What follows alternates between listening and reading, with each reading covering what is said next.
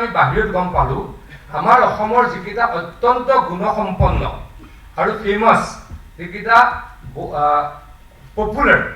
জনপ্ৰিয় সেই ধানকেইটাত আমাৰ কিমান লাভ হয় 20,000 টকা পাৰ বিঘা লাভ হয় তাতকৈতো নহয় তাতকৈ হয় নেকি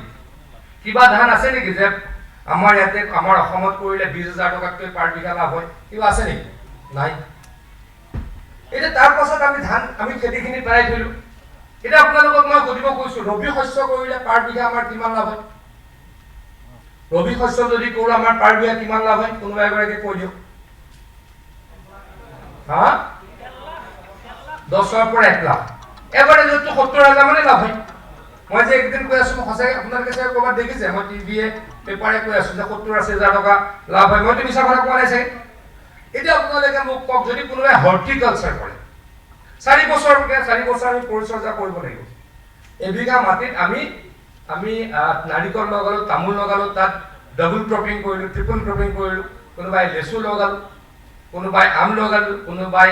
আমাৰ এপল বাৰ লগালো কোনোবাই ড্ৰেগন লগালো তেতিয়া বিঘাত কিমান লাভ হয় স্ট্ৰবেৰী খেতিত এক বিঘাত প্ৰায়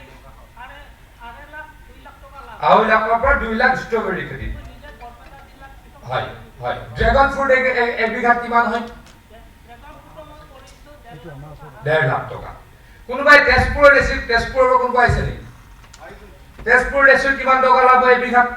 15 পৰা 20 লাখ টকা এবিঘাত হয় 1.5 লাখ টকা এজোপা গছে দিব মেচিউৰ গছে তে কথাখিনি সকলোৱে শুনিছে সেইকাৰণে আপোনালোকক ইয়ালৈকে মাতিছো আমাৰ কি হ'ব লাগিব মত বিনিময় হ'ব লাগিব মইতো 4-5 লাখ ধৰি থৈছিলো মই কৈ আছো 4-5 লাখ কমাই কৈছো মই অলপ জানো মই হিচাপ নকৰা নহয় কিন্তু এগৰাকী ব্যক্তিয়ে ক'লে যে এবিঘা মাটিত 15 লাখ টকালৈকে লেচু খেতি কৰি লাভ হয় আপোনালোকক মই জনাবলৈ পাই সুখী হৈছো নে দুখী হৈছো নাজানো কিন্তু এটা কথা কওঁ এইবাৰ যে আমি 500 কিলো মাননীয় মুখ্যমন্ত্ৰী ডাঙৰীয়াৰ হাতেৰে সিংগাপুৰলৈকে লেচু পঠালো তাৰ পাছতে অৰুণা বাইদেউ ক'লে আৰু আমাক লেচু লাগে আমি দিব নোৱাৰিলো কথাটো বুজিছে আপোনালোকে মাৰ্কেট আছে আমি দিব পৰা নাই তাত আমি বহুত লেচু খাওঁ ভাৰতত লেচু লাগে কিমান দিল্লীৰ পৰা আমাৰ বহুত নেতাৰ ঘৰলে বহুত অফিচাৰ ঘৰলে ফোন আহে তেজপুৰ লেচু কথা আমি দিব পৰা নাই কিন্তু আমাৰ স্কোপ বহুত আছে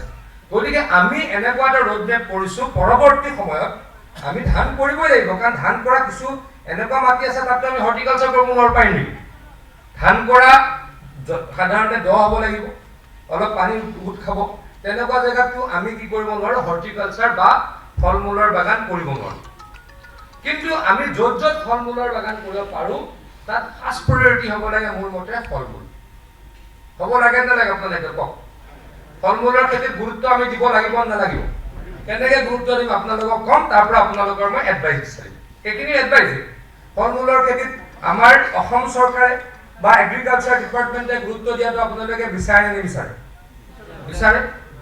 এতিয়া মই আপোনালোকক ক'ব খুজিছো মই আকৌ ক'ব খুজিছো যে আমাৰ সমস্যা বহুত ধানৰ সময়ত শালি খেতিৰ সময়ত কোনোৱে গৰু নেৰে কাৰণ সকলোৱে শালি খেতি কৰে কোনোৱে গৰু নেৰে কিন্তু যেতিয়া ৰবি খেতিৰ সময় আহি যায় বড়ো ধানৰ খেতিৰ সময় আহি যায় বা কি হয় মাকৈ খেতিৰ সময় আহি যায় কিছুমান মানুহে যোনে খেতি নকৰে তেওঁলোকৰ মতলব নাই